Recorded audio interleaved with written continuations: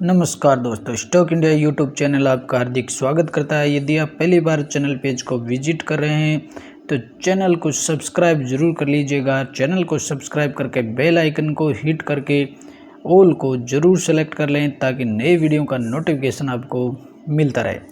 और मित्रों, कल चैनल पे एक बहुत ही महत्वपूर्ण वीडियो था अपलोड किया गया था जिसमें 3 कंपनियों के रिजल्ट्स है वो कवर किए गए हैं। आप चाहें तो पहले इसको भी कवर कर सकते हैं, जिसका लिंक आपको नीचे डिस्क्रिप्शन बॉक्स में मिल जाएगा, या आप चाहें तो इसे चैनल पेज पर जाकर भी कवर कर सकते हैं। और मित्रों, आ गए हैं हम सबसे पहले नॉर्मल स्क्रीन पर, और इस वीडियो में हम बात करने वाले हैं Q4 के रिजल्ट्स की। और Q4 के रिजल्ट्स में बड़ा अपडेट देखने को मिल रहा है। और आज आईटी सेक्टर में इन्फोसिस का जो रिजल्ट है वो आउट हो चुका है, उसकी चर्चा करेंगे। और साथ ही हम चर्चा करेंगे एचसीएल पर एक लेटेस्ट न्यूज आते हुए देखने को मिल रही है। तो इन दोनों आईटी के दिग्गज कंपनियों की चर्चा इस वीडियो में करने वाले हैं। तो रिजल्ट से संबंधित बहुत ही महत्वपूर्ण जानकारी आपके साथ शेयर कर रहे हैं, तो वीडियो में एंड तक बने रहिए।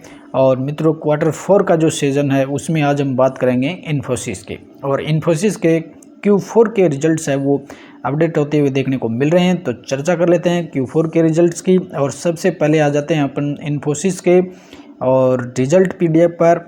और इसमें सबसे पहले हम बात करेंगे कंपनी ने डिविडेंड कितना दिया। तो डिविडेंड की बात करें तो कंपनी ने 17.5 रुपये का डिविडेंड अनाउंसमेंट किया है। और डिविडेंड की जो रिकॉर्ड डेट है वो रहेगी, डिविडेंड के रिकॉर्ड डेट है वो 2 जून 2023 रखी गई है। और इसके जो डिविडेंड पे होगा 3 जुलाई 2023 तक सबके अकाउंट में डिविडेंड पे हो जाएगा। और कंपनी की 42वीं जो एनुअल जनरल जो मीटिंग होने वाली है वो 28 जून को होगी। और इसके बाद में 3 जुलाई को है वो डिविडेंड है आपको पे अकाउंट में हो जाएगा।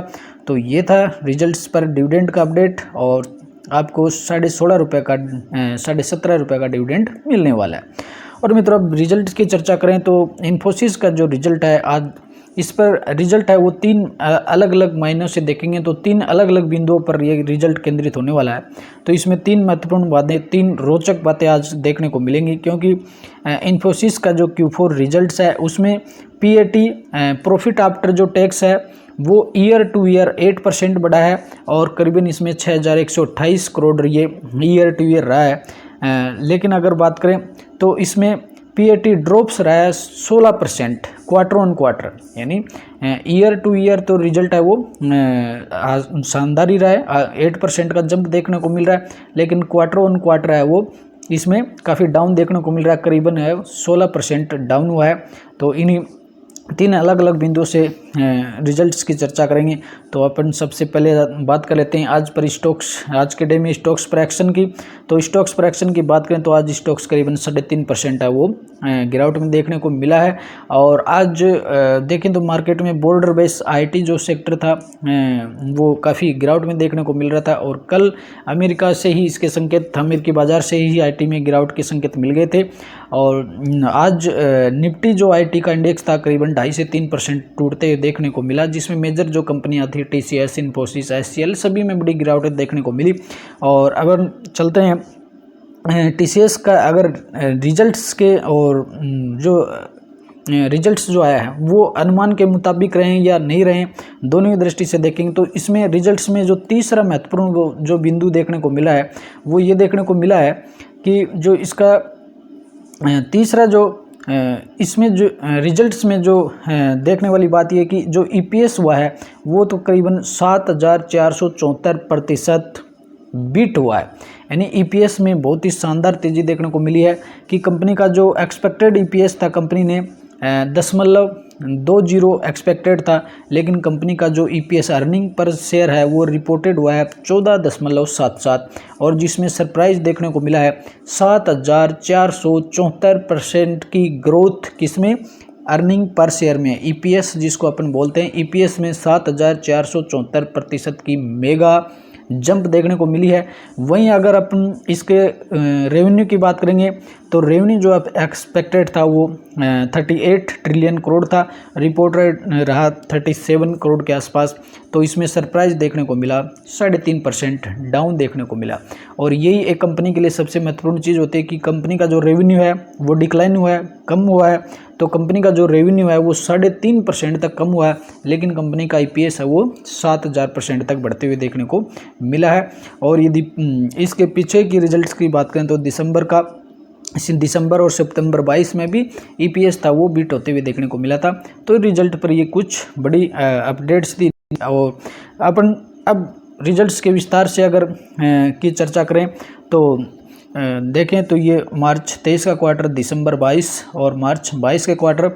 और सबसे पहले अपन बात करें कंपनी के रेवेन्यू और सेल्स में, तो कंपनी का जो रेवेन्यू और सेल्स है ईयर टू ईयर 16% ग्रोथ हुई है, ग्रोथ देखने को मिली है। और प्रेजेंट जो क्वार्टर है उसमें कंपनी का जो रेवेन्यू है वो 37,441 करोड़ रहा है, और पिछले क्वार्टर में 38,318 करोड़ रहा था। मार्च 22 के क्वार्टर में 32,276 करोड़ रहा है।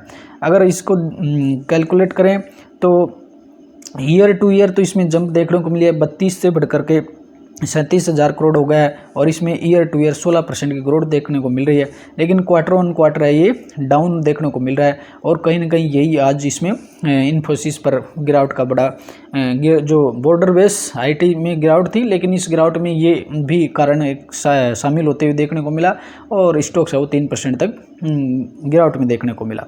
और एबीडिटा की बात करें तो कंपनी का जो ईबीडिटा है उसमें करीबन 15% की ईयर टू ईयर ग्रोथ देखने को मिल रही है।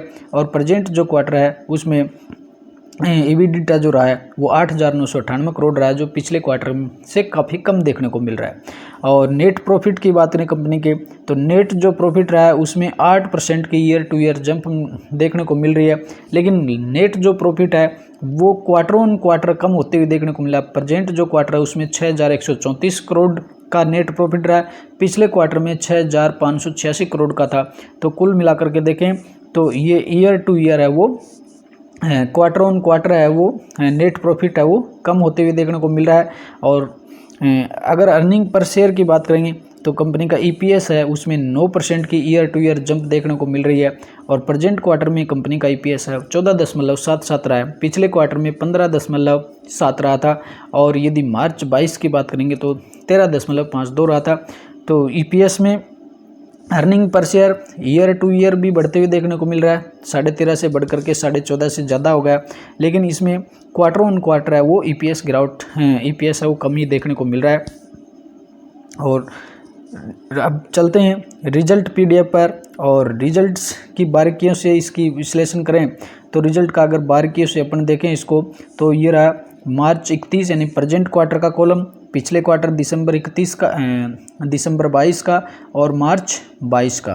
तो इसमें सबसे पहले अगर कंपनी के रेवेन्यू फ्रॉम ऑपरेशंस की बात करें तो कंपनी का रेवेन्यू फ्रॉम ऑपरेशन रहा 37,441 और पिछले क्वार्टर में था 38,318। और कंपनी की अगर टोटल इनकम की अगर बात करें तो टोटल इनकम रही है 38,112, पिछले क्वार्टर में थी 39,000। और इसमें मार्च 22 की बात करें तो मार्च 22 में था 32,913। तो देखें टोटल जो इनकम है ईयर टू ईयर तो बढ़ रही है, लेकिन क्वार्टर ऑन क्वार्टर वो कम होते देखने को मिल रही है। और यदि इसमें कंपनी के अगर खर्चों की बात करें तो प्रेजेंट जो क्वार्टर है उसमें कंपनी के टोटल एक्सपेंसिव टोटल जो खर्चे हैं वो रहे हैं 29,644, पिछले क्वार्टर में थे 30,156 और मार्च 22 के क्वार्टर में थे 25,370 रहा था।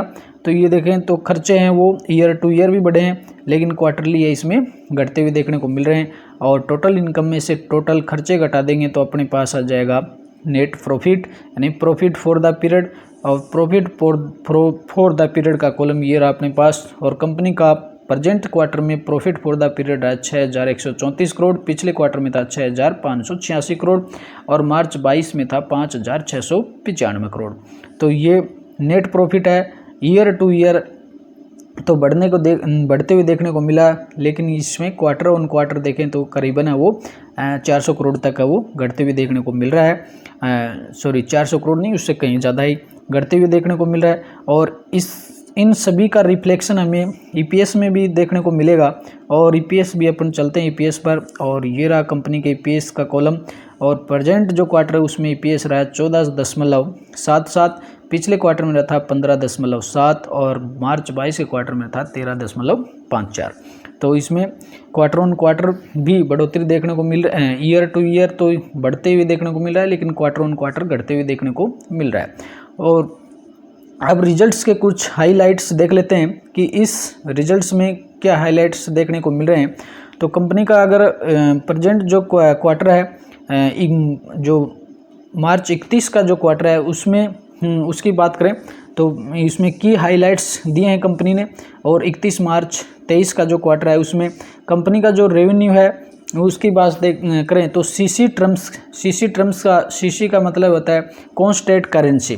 तो कांस्टेंट करेंसी ये टर्म्स पर कंपनी का जो रेवेन्यू है ईयर टू ईयर 8.8% बढ़ा है।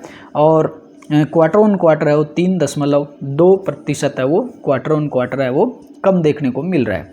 और रिपोर्टेड जो कंपनी का डिजिटल रेवेन्यू की बात करें तो डिजिटल जो रेवेन्यू है कंपनी का वो 62% तक टोटल रेवेन्यू बढ़ा है।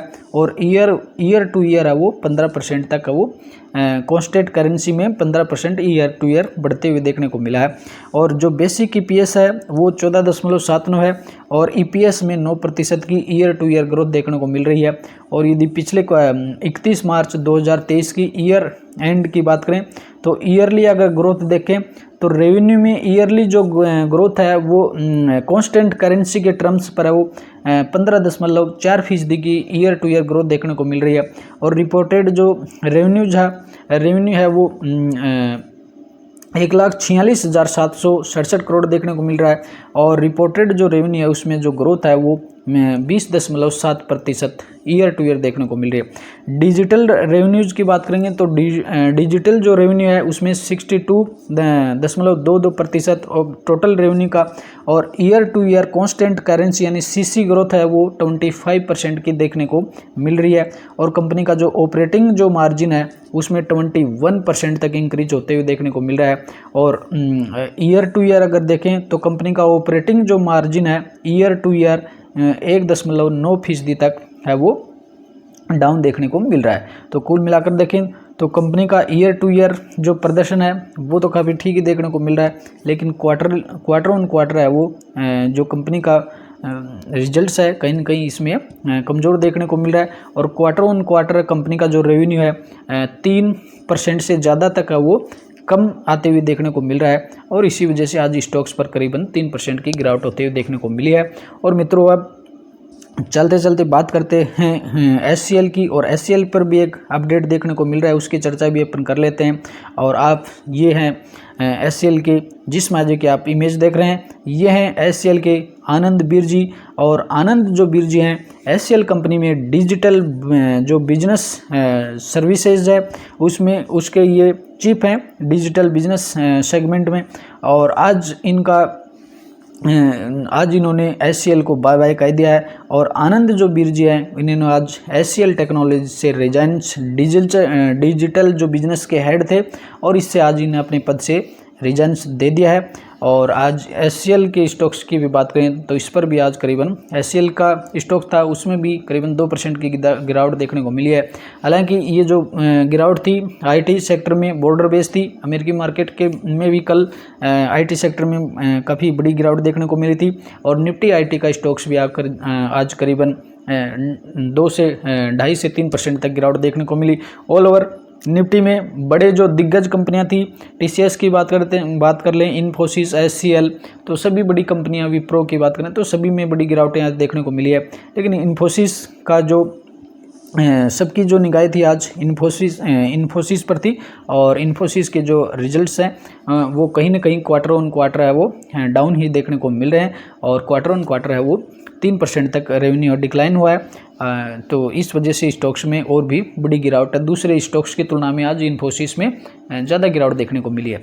तो मित्रों ये था आज के Q4 से रिलेटेड अपडेट जिसकी चर्चा आपने इस वीडियो में की है। आशा करते हैं वीडियो आपको पसंद आया हो तो चैनल को और शेयर और लाइक ज़रूर कीजिए। और यदि आप पहली बार चैनल पेज को विजिट कर रहे हैं तो बेल आइकन को हिट करके ऑल को जरूर सेलेक्ट कर लें, सब्सक्राइब कर लें और वीडियो कैसा लगा कमेंट से माध्यम से हमें बताने का कष्ट जरूर करें। अगले वीडियो में फिर मिलते हैं, तब तक के लिए नमस्कार।